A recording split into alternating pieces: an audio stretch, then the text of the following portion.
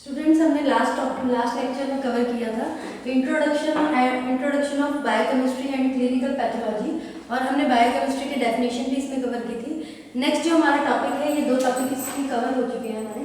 जो next topic है वो हमारा है स्कोप ऑफ बायोकेमिस्ट्री। बायोकेमिस्ट्री का क्या स्कोप है? ये जो बायोकेमिस्ट्री है, इसमें हमने इंट्रोडक्शन पढ़ी है कि जो बायोकेमिस्ट्री होती है ये बायोलॉजी और केमिस्ट्री का कॉम्बिनेशन है, ठीक है। और इसमें हमने इंट्रोडक्शन में ये भी पढ़ा था कि हम इसमें बायोमॉलिक्यूल्स की केमिकल रिएक्शन को पढ़ते हैं। तो ये इसमें किसकी केमिकल रिएक्शन होती है? बायोमॉलिक्यूल्स की स्टडी करते हैं। तो इसमें बायोमॉलिक्यूल्स के बारे में कि बायोमॉलिक्यूल्स का क्या केमिकल नेचर होता है, ये स्टडी करेंगे। Chemical nature of biomolecules,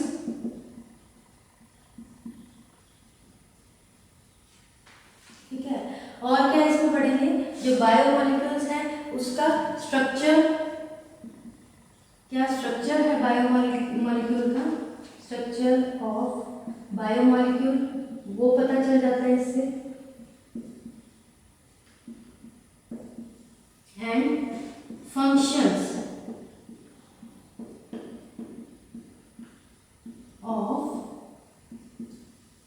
biomolecules, ठीक है। तो इसमें जो स्टडी थी वो बायोमॉलिक्यूल्स की केमिकल रिएक्शन थी। तो इस सब्जेक्ट से हमें, अगर हम बायोकेमिस्ट्री पढ़ते हैं तो हमें उसके बायोमॉलिक्यूल्स की केमिकल नेचर के बारे में पता चल सकता है, ठीक है। उसका स्ट्रक्चर है, स्ट्रक्चर के बारे में और उसके फंक्शंस के बारे में। और बायोमॉलिक्यूल्स कौन कौन से हैं ये आपको बताया था। बायोमॉलिक्यूल्स हैं कार्बोहाइड्रेट्स,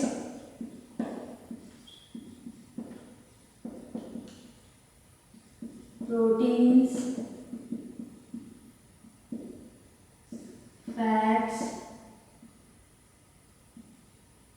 लिपिड, ये सब क्या है? बायोमॉलिक्यूल्स, ठीक है।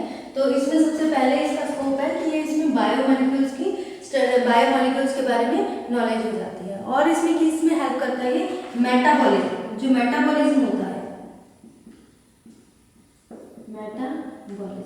मेटाबॉलिज्म जो रिएक्शंस होती हैं बॉडी के अंदर, जितनी भी जो सेल है, सेल के अंदर जितनी भी केमिकल रिएक्शन हो रही है, कोई भी चीज़ है, जैसे अलग अलग प्रोसेसेस हैं बॉडी की, डाइजेशन है, एब्जॉर्प्शन है, एक्सक्रीशन है, तीनों प्रोसेस में अलग अलग मेटाबॉलिज्म हो रहा है, यानी अलग अलग प्रोसेसेस हो रही है, ब्रेक डाउन हो रही है, जो केमिकल रिएक्शन इन्वॉल्व हो रही है, ठीक है। तो उससे भी इसका पता चल जाता है। और क्या? चेंजेस इन बायोमॉलिक्यूल, इससे क्या पता लग जाता है? जो चेंजेस हैं ऑफ बायोमॉलिक्यूल्स, बायोमॉलिक्यूल्स के अंदर जैसे आपको बताया था रिएक्टेंट से जो प्रोडक्ट बन रहा है, जितने चेंजेस आ रहे हैं वो भी हमें बायोकेमिस्ट्री से पता चल जाता है, ठीक है। अब इसमें क्या होता है? जो हमारे बायोमॉलिक्यूल्स हैं, जैसे कार्बोहाइड्रेट्स, प्रोटीन्स, फैट्स, लिपिड्स, ठीक है, ये किस चीज़ में हेल्प करते हैं? हर ऑर्गेनिज्म को ये जितने बायोमॉलिक्यूल्स हैं ये रिक्वायर्ड है। क्यों रिक्वायर्ड है?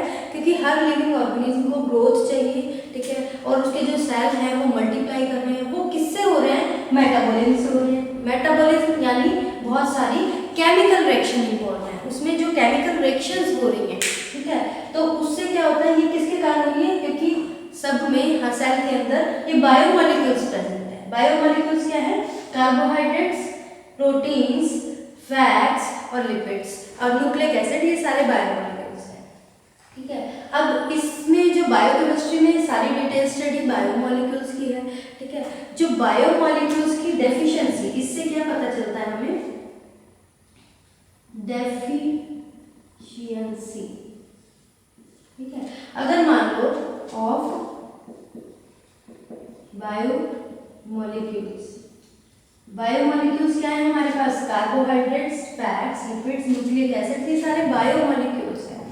जब भी किसी चीज़ की डेफिशिएंसी हो जाती है, ठीक है, कमी हो जाती है, कार्बोहाइड्रेट्स की कमी हो गई, प्रोटीन की कमी हो गई, फैट की, लिपिड की, तो वो भी बायोकेमिस्ट्री से पता चलता है, क्लिनिकल पैथोलॉजी से पता चलता है, क्योंकि इसकी नॉलेज होनी ज़रूरी है, बायोमॉलिक्यूल्स की नॉलेज होनी बायोमॉलिक्यूल कम हो रहा है, किसकी डेफिशिएंसी हो रही है, उसकी डेफिशिएंसी से अलग अलग प्रॉब्लम हो सकती है, अलग अलग डिजीज हो सकती हैं। तो अगर आपको बायोकेमिस्ट्री में के बारे में नॉलेज होगी तो उससे हम बायो जो डेफिशिएंसी है, किसी चीज़ की कोई कमी है उसके बारे में पता चल जाता है, कोई एबनॉर्मेलिटी है जिसके कारण कोई डिजीज हो जाती है उसके रिगार्डिंग भी पता चल जाता है। ठीक है, और ये अब हमें डेफिशिएंसी पता चल गई तो इसमें जो क्लिनिकल पैथोलॉजी है ये किसमें हेल्प करता है, help in treatment of diseases. ठीक है, अब अलग अलग से टेस्ट होते हैं, ये तो देखो अगर मान लो किसी चीज की डेफिशिएंसी होगी, कोई भी बायोमॉलिक्यूल है जो जितनी क्वांटिटी में रिक्वायर्ड है उतनी क्वांटिटी में उतना सफिशिएंट नहीं मिल रहा किसी भी सेल को, किस लिए, कोई भी मेटाबॉलिज्म करने के लिए या कोई भी केमिकल प्रोसेस को सेल के अंदर प्रोसीड करने के लिए उसकी कमी होगी, उसकी कमी के कारण डेफिशिएंसी होने के कारण उसमें कोई ना कोई प्रॉब्लम आएगी जिसके कारण डिजीज हो जाएगी। तो ये उसकी जब हमें पता लग जाएगा कि पर्टिकुलर ये चीज़ कम है तो हम उसको डेफिशिएंसी को पूरा करेंगे ताकि वो जो डिजीज है उसका ट्रीटमेंट कर सके। ठीक है, तो ये ट्रीटमेंट में भी हेल्प करती है क्योंकि जो ये कार्बोहाइड्रेट्स हैं, प्रोटीन हैं, फैट्स हैं, लिपिड्स हैं, ये हमें कहाँ से मिलते हैं, ये डाइटरी सोर्स है, डाइट से मिलते हैं हमें। ठीक है, जब हमें पता चल जाएगा कि इस बायोमॉलिक्यूल की डेफिशिएंसी है, कमी है, तो उसको डाइट में इंक्लूड करेंगे, उस तरह का ट्रीटमेंट लेंगे। ठीक है, तो कोई भी डेफिशिएंसी है उसके ट्रीटमेंट में हेल्प करता है। ये कहाँ से पता लगता है, इसी सब्जेक्ट से, बायोमॉलिक्यूल और बायोकेमिस्ट्री और क्लिनिकल पैथोलॉजी से। ठीक है, अब इसमें क्या होता है, जेनेटिक मैनिपुलेशन में भी हेल्प करता है, जेनेटिक्स।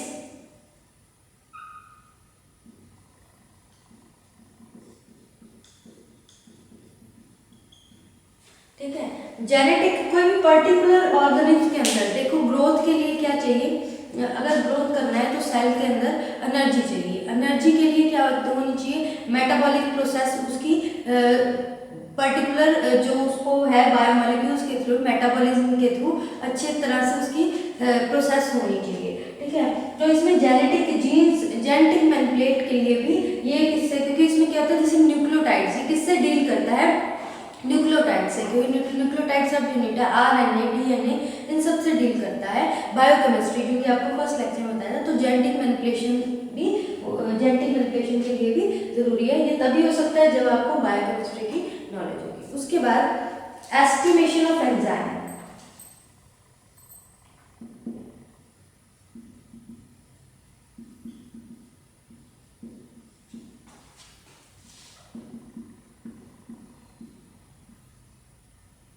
एंजाइम्स की एस्टिमेशन। अब देखो बॉडी के अंदर अलग अलग तरह के एंजाइम्स प्रेजेंट होते हैं हमारी बॉडी में। ठीक है, वो एंजाइम्स क्या करते हैं, वो बहुत सी केमिकल रिएक्शंस हैं उनको कैटालाइज करते हैं, एनहांस करते हैं। कई बार क्या होती है, कुछ जो केमिकल रिएक्शन होती है वो स्लो रेट पे हो रही है, तो ये एंजाइम उसको क्या होता है, फास्टन कर देते हैं, एनहांस कर देते हैं, कैटालाइज कर देते हैं, उसको बढ़ा देते हैं।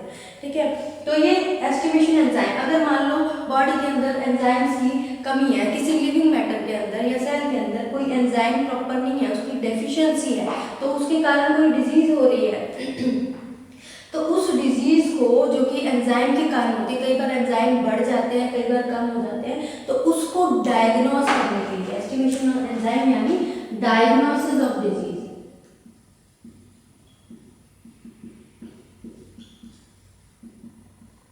डिजीज, हम उस डिजीज को एस्टिमेट कर सकते हैं कि किस तरह से जो एंजाइम है ये किसकी हेल्प से कर सकते हैं, क्योंकि ये सारा किसमें है, एंजाइम्स के रिगार्डिंग सारी स्टडी किसमें है, बायोकेमिस्ट्री में। ठीक है, और बायोकेमिस्ट्री है वो किस किस ब्रांचेस से डील करता है, ब्रांचेस ऑफ बायोकेमिस्ट्री, अगर ब्रांचेस की बात करें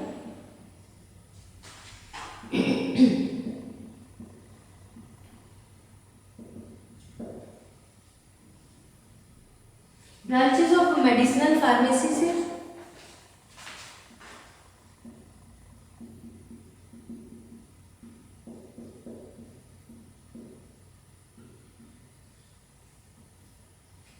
मेडिसिनल फार्मेसी से कैसे, क्योंकि इसके अंदर बायोमोलिक्यूल्स की, ठीक है, जितने भी है कार्बोहाइड्रेट, फैट्स, लिपिड्स, इन सब की नॉलेज है। अगर मान लो इसमें ये सारी इन सब के बारे में पता होगा भी कौन से किसके कारण क्या डेफिशिएंसी हो रही है, उसके रिगार्डिंग ही हम मेडिसिन प्रिस्क्राइब की जाती है उसको डायग्नोज करने के लिए, ठीक है। पहले बीमारी का पता चलेगा, कौन से साइंस हैं, किस तरह की डिजीज है, उसको डायग्नोसिस में यानी determination of nature of disease, किस तरह की डिजीज है, उसका क्या नेचर है। तो ये मेडिसिनल फार्मेसी इसकी ब्रांच है। माइक्रोबायोलॉजी भी इसकी ब्रांच है, माइक्रोबायोलॉजी इसकी ब्रांच है। और उसके बाद एग्रीकल्चर में भी इसकी, क्योंकि एग्रीकल्चर में जैसे इनऑर्गेनिक जो बायोमोलिक्यूल्स आ जाते हैं, ठीक है, तो उससे रिलेटेड है, ये इसकी ब्रांचेस आ जाती हैं। तो ये क्या होगा उसका स्कोप क्या है इसका, ये इंट्रोडक्शन से ही क्लियर हो जाता है कि बायोकेमिस्ट्री किससे डील कर रहा है, जो केमिकल रिएक्शंस हो रही हैं अलग अलग इन लिविंग सिस्टम के अंदर, उससे डील कर रहा है। तो इसमें उसकी केमिकल नेचर, बायोमोलिक्यूल्स की कर कौन रहा है, बायोमोलिक्यूल्स कर रहे हैं, उनकी नेचर के बारे में पता चल जाता है, ठीक है, उसके स्ट्रक्चर के बारे में, फंक्शंस के बारे में, मेटाबॉलिज्म क्या हो रहा है, एस्टिमेशन ऑफ एंजाइम भी हम, अगर हमें इसकी नॉलेज होगी तभी हम कर सकते हैं, ठीक है। डेफिशिएंसी बायोमोलिक्यूल्स की हमें तभी पता चल सकती है अगर हमें बायोकेमिस्ट्री के बारे में नॉलेज है, ठीक है, तभी हम ट्रीटमेंट कर सकते हैं, क्योंकि इसमें अलग अलग तरह के टेस्ट होते हैं। क्लिनिकल पैथोलॉजी है ना सब्जेक्ट इसके अंदर, क्लिनिकल पैथोलॉजी के अकॉर्डिंग जो भी अगर मान लो साइंस और सिम्टम्स होते हैं डिजीज से, उससे क्या होता है, जो डिजीज है उसको डायग्नोज कर दिया जाता है, कौन सी डिजीज है, जिससे उसका आगे फर्दर ट्रीटमेंट किया जाता है पर्टिकुलर डिजीज के बारे में पता करने के बाद। उसके बाद आ जाता है ये था हमारा स्कोप ऑफ बायोकेमिस्ट्री। नेक्स्ट जो हमारा टॉपिक है वो है फील्ड ऑफ बायोकेमिस्ट्री। बायोकेमिस्ट्री की कितनी फील्ड है, तो इसकी 4 फील्ड है बायोकेमिस्ट्री की। सबसे पहले जो फील्ड है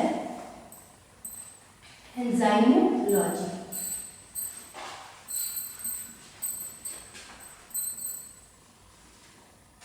अगर हम फील्ड्स की बात करते हैं तो इसमें आ जाता है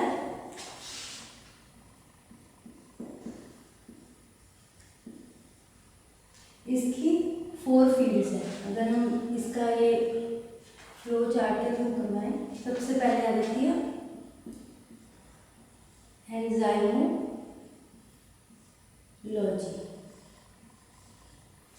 ठीक है।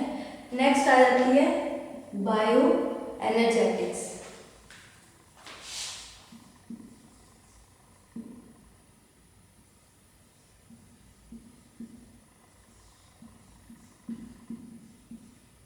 सेकेंड नंबर, ठीक है। उसके बाद थर्ड आ जाती है मॉलिक्यूलर बायोलॉजी,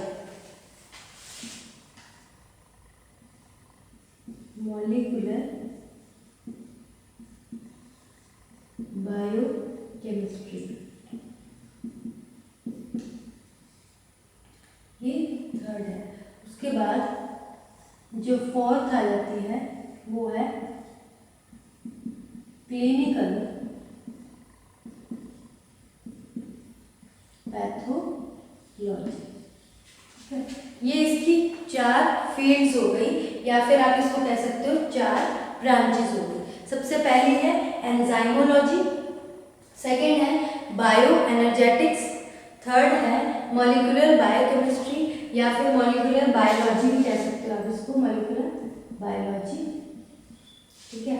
उसके बाद फोर्थ है क्लिनिकल बायोपैथोलॉजी या फिर clinical biochemistry,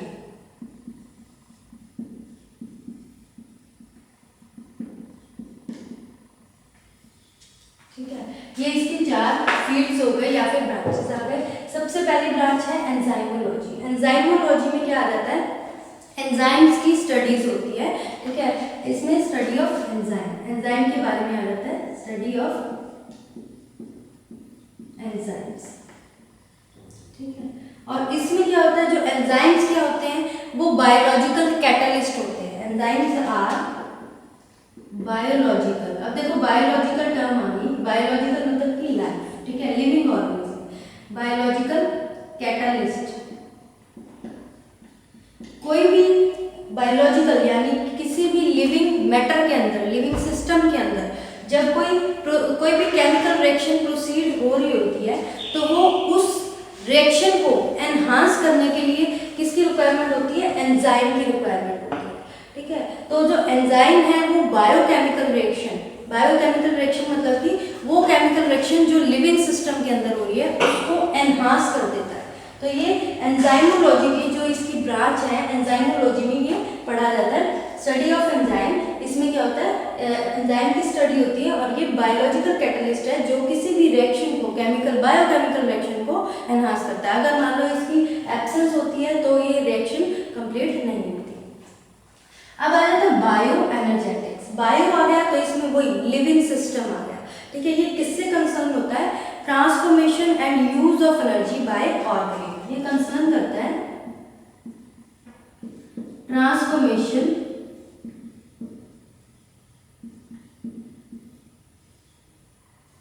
and use of energy. Energetics, bio मतलब कि लिविंग, एनर्जेटिक्स यानी एनर्जी बाय लिविंग ऑर्गेनिज्म। ठीक है, तो ये बायो एनर्जेटिक्स होती है। अब इसमें क्या होता है, जो कोई भी ऑर्गेनिज्म अब बायोमॉलिक्यूल्स लेता है डाइट से, कार्बोहाइड्रेट्स ले रहा है, प्रोटीन्स ले रहा है, लिपिड ले रहा है, ठीक है, फैट्स ले रहा है, उसके बाद उसमें प्रोसेस होगी डाइजेशन। ठीक है, अब डाइजेशन की प्रोसेस में अलग अलग केमिकल रिएक्शन हो रही है। उन केमिकल रिएक्शन के होने का मतलब यानी मेटाबॉलिज्म हो रहा है बॉडी के अंदर। मेटाबॉलिज्म होने के बाद उसमें कुछ एनर्जी लिबरेट होती है, एनर्जी रिलीज होती है। अब उस एनर्जी को, जो एनर्जी की प्रोडक्शन है, ठीक है, उसकी एनर्जी को कैसे उसको यूज कर रहा है मेटाबॉलिक एक्टिविटी के अंदर। तो इसके अंदर ये सारा कवर होएगा बायो एनर्जेटिक्स में कि किस तरह से जो एनर्जी है उसको कैसे वो ट्रांसफॉर्म कर रहा है, एक फॉर्म से दूसरे फॉर्म में कैसे उसको कन्वर्ट कर रहा है केमिकल रिएक्शंस के थ्रू, और कैसे उस एनर्जी को यूज कर रहा है। अब जो एनर्जी होती है, जो डाइजेशन की प्रोसेस होगी, केमिकल रिएक्शन की होगी, जो एनर्जी है वो कहाँ स्टोर होगी, वो उसको स्टोर किया जाता है किसकी फॉर्म में, एटीपी की फॉर्म में। जैसे कार्बोहाइड्रेट लिए, ठीक है, उसका ब्रेकडाउन हुआ, ग्लूकोज बन गए, उसकी एब्जॉर्प्शन हो गई। अब जो उससे एनर्जी निकली है वो एनर्जी एटीपी की फॉर्म में, एडिनोसिन ट्राइफॉस्फेट की फॉर्म में स्टोर हो जाएगी। ठीक है, इसकी स्टोरेज होने में स्टोर हो गई। ठीक है, अब ये स्टोर हो गई। अब इसका जब एनर्जी की रिक्वायरमेंट पड़ेगी, कोई भी मेटाबॉलिक एक्टिविटी होनी है और उसके लिए एनर्जी की रिक्वायरमेंट है, तो ये एडिनोसिन ट्राइफॉस्फेट की फॉर्म में एनर्जी उसको अवेलेबल हो जाएगी क्योंकि ये स्टोर हो गई। ठीक है, ये हो गया बायो एनर्जेटिक्स। उसके बाद आ जाता है मॉलिक्यूलर बायोलॉजी। मॉलिक्यूलर बायोलॉजी में क्या होता है, इसमें डिटेल स्टडी होती है न्यूक्लिक एसिड की, detail study of nucleic acid. अब न्यूक्लिक एसिड की डिटेल स्टडी यानी ये किससे रिलेटेड है, related to RNA, ribonucleic acid and DNA, इससे रिलेटेड है। ये आ जाता है मॉलिक्यूलर बायोलॉजी के अंदर। ठीक है, यानी RNA, DNA, protein synthesis, genetics, इसमें जेनेटिक्स भी कवर हो जाता है, जेनेटिक्स। ठीक है, तो ये सारा पार्ट किसमें आ जाता है, मॉलिक्यूलर बायोलॉजी के अंदर। Nucleic acid, DNA, RNA, protein synthesis, genetics, ये सारा इस ब्रांच में कवर हो जाता है।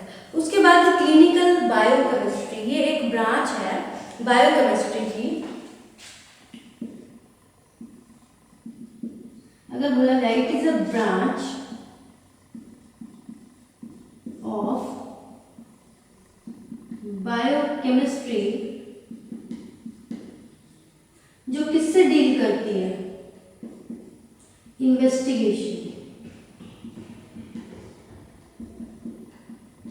ऑफ डिजीजेस, और you can say that diagnosis, diagnose करने के लिए यानी डिटरमाइन करने के लिए